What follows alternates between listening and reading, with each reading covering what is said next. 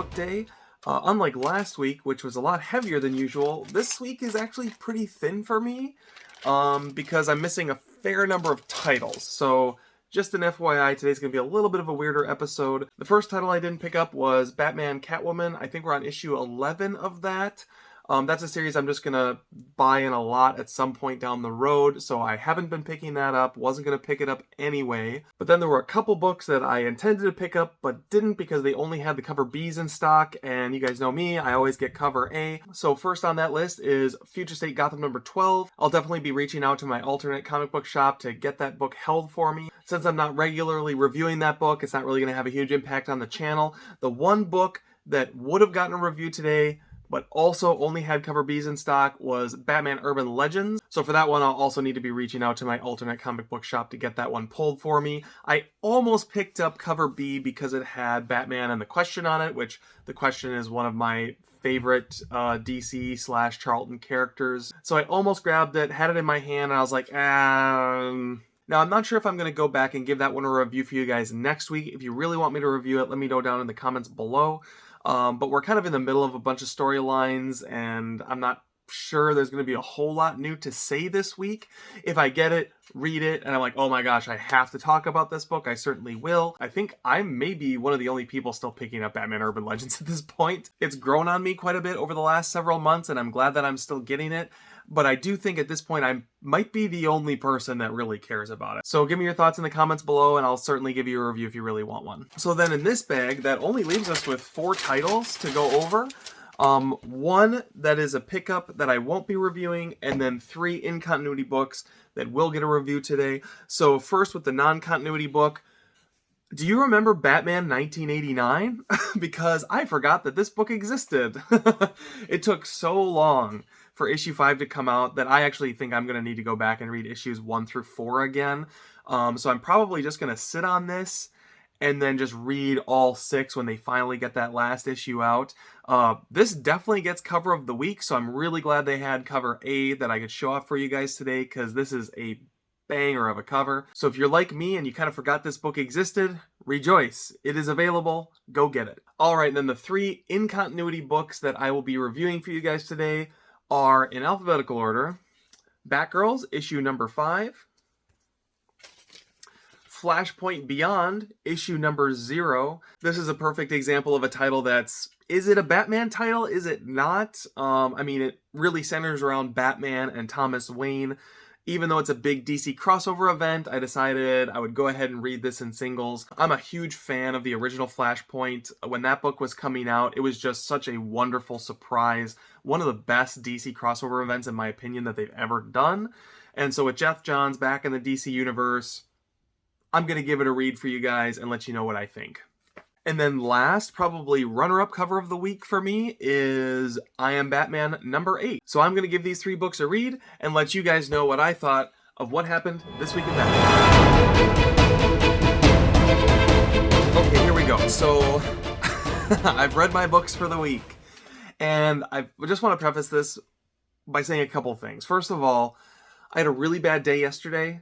And today has been better, although the fact that I couldn't get all of my books at the comic book shop right at, store open, nobody else even in the store yet, irked me a little bit. But that said, I mean, DC's been on a hot streak. Like, I've been loving week after week, like probably the last, probably 6 weeks, I've been having trouble picking my favorite book. Like, everything has been crushing it or improving if it's a book that I'm a little bit more meh on.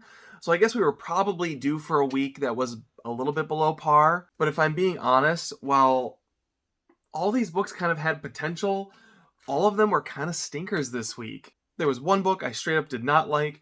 There was one book that I felt like had potential, but just isn't getting over the hump. And then the third one, which was my pick of the week, was well written, but also had inherent narrative problems in just the concept of the story, and on top of it had art issues. Kicking things off, bottom book of the week, a title that's been improving, but this week I just wasn't having it, and this is one that genuinely might just be because of my mood, but Batgirls number 5.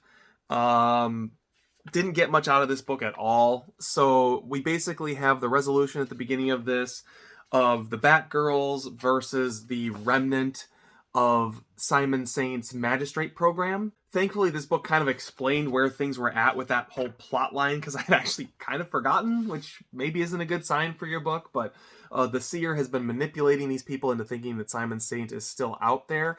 And so we have this big grandiose chase, and this is the part where I lodge my complaint about the art yet again.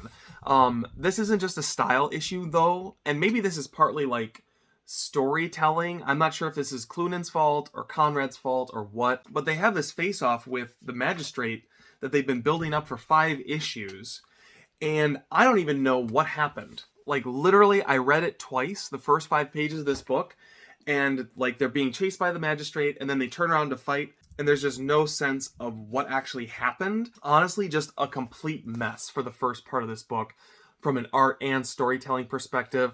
As the book continued, we started to, head towards a conclusion for this first storyline, which is really centering around Barbara Gordon and Spellbinder, who is this ex-boyfriend-ish character of hers that, kidnaps her, and now it's going to be up to the other Barbara Gordons to, save her life. Frankly, for me, like, probably the most interesting villain of this piece, but, he's one of 5 that they've got rolling in this 6-issue series, because you've got Spellbinder, you've got the Seer, you've got these magistrate characters.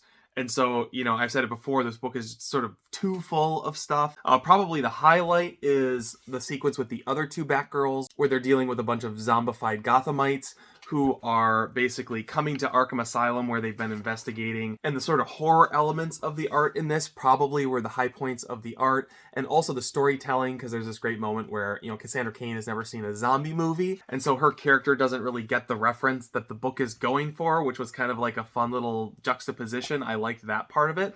Definitely the highlight of what was very disposable. This whole first 6-issue arc is interesting because it doesn't feel like an arc. Like, it's not like a 6-issue trade where it's like, oh, this would be better read in a trade. This is just a bunch of stuff happening that is going to happen to be collected in a 6-issue trade, and so therefore it's an arc. Like, if that makes any sense. It's not cohesive, it's just a mess. I'm done. I'll stop talking about it. Next up is I Am Batman number 8, a book with potential. This book was on the upswing ever since he got to New York for me. And I think it is actually continuing on the upswing. It helps that we've got a consistent artist on this book.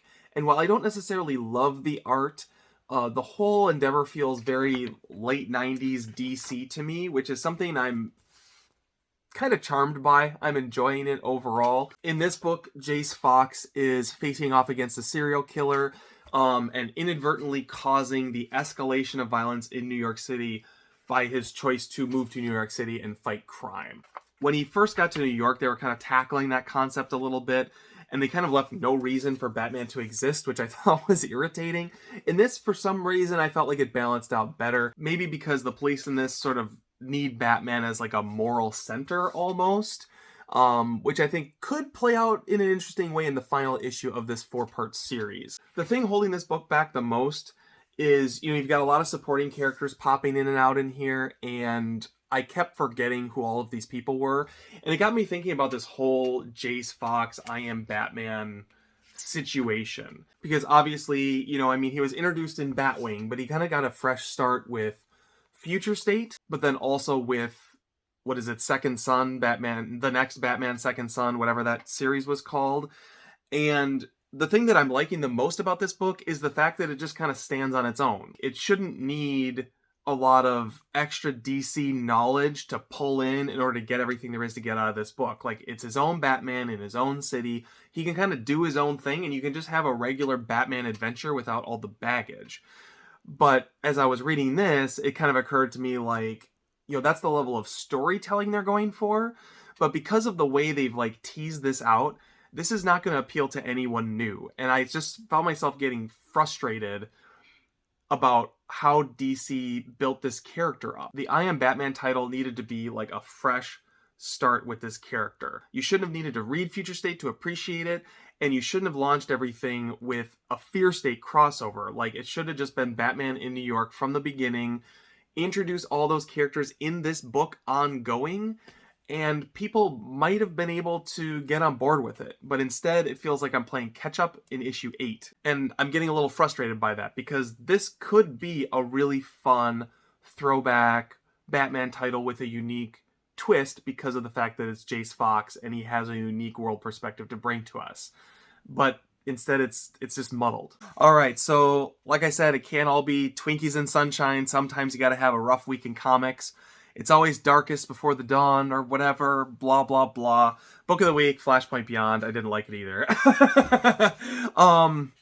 Okay, so first up, I'm going to rant about DC and these garbage cardstock covers that they've switched to. So I complained about this a couple of weeks ago. It's still a problem, so I guess this is like the new thing. They're charging a premium for these matte finish junky covers. And actually, I just noticed if you look on the back, like there's like rub off. I don't know if you can see that very well, but there's like rub off on the back. Like part of the appeal of getting these covers is the glossy finish, a sturdy spine, like a book that's actually going to last you. And this cardstock is like Kinko's cardstock. Not up to par, in my opinion. And we've got cut issues again with this MFR. Like, look at that. It's even on the top here with this one. I didn't mention it, actually, but Batgirl had... Look at this. Batgirl had it, too. And this is a... This is not a cardstock cover. This one wasn't as egregious as the Flashpoint Beyond and other cardstock ones, but not only have they switched their cardstock, but they haven't like corrected the printing issues on it either. I don't complain a lot about this kind of a thing because like I was just talking to someone else on YouTube. I think it was Greco Fabulous, actually, for those of you guys who watch him. But I was saying, like, you know, I like buying my stuff broken and junky. Like, you know, I appreciate the worn quality of older books and movies and all that kind of stuff. Like, that stuff doesn't bother me. It's actually kind of appealing to me in some ways. But this is a brand new book. Now, onto the story.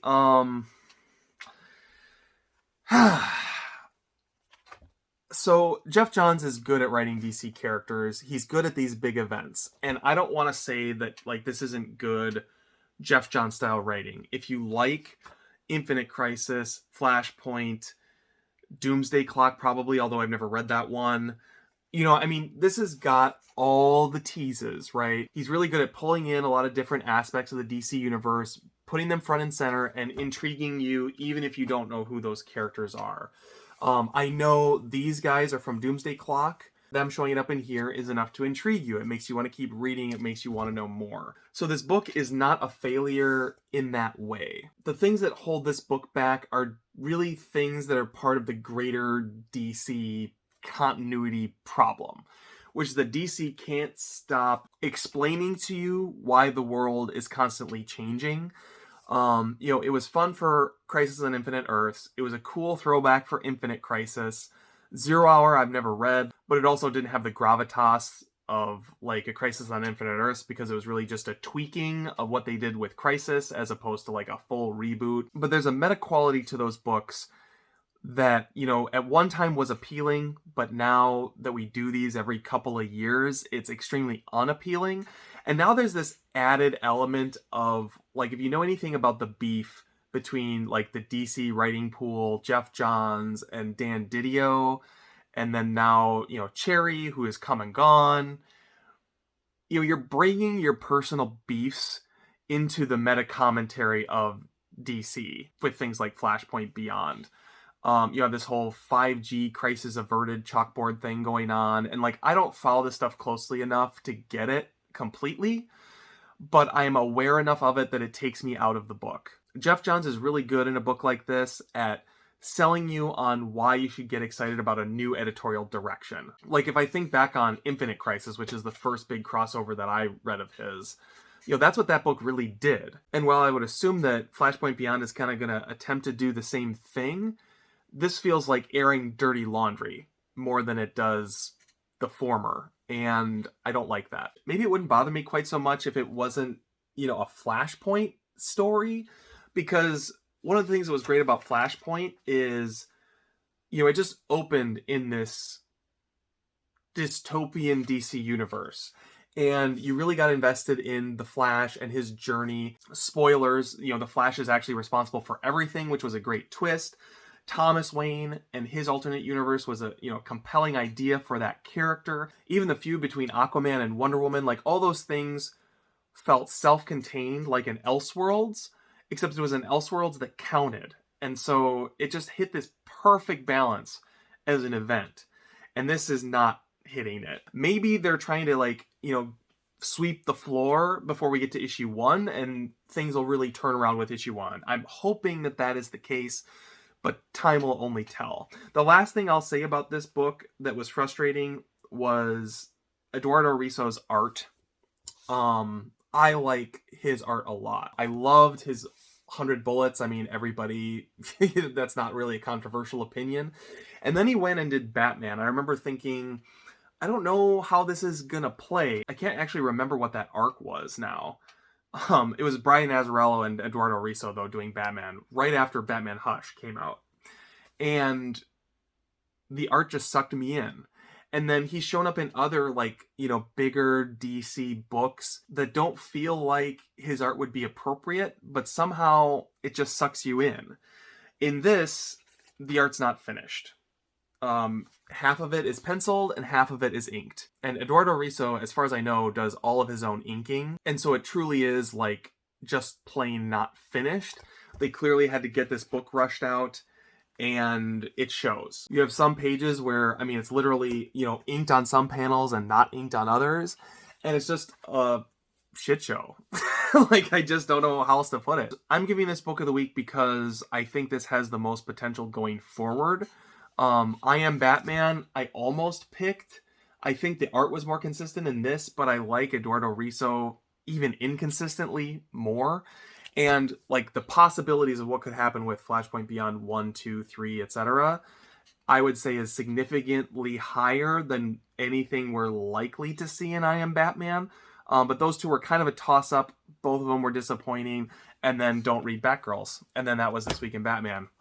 Oh, I feel bad. Those of you guys sitting here watching this video, listening to me rant. Honestly, I hope you didn't even watch this. I hope you got through the beginning and you're just yeah, I don't need to watch Sean rant because no one needs negativity on YouTube. I feel guilty even posting this video, but I gotta be honest, and I'm not gonna skip a week in Batman just because it was a bad week. So hopefully next week's better. I hope you guys have a much better week in comics than I do. And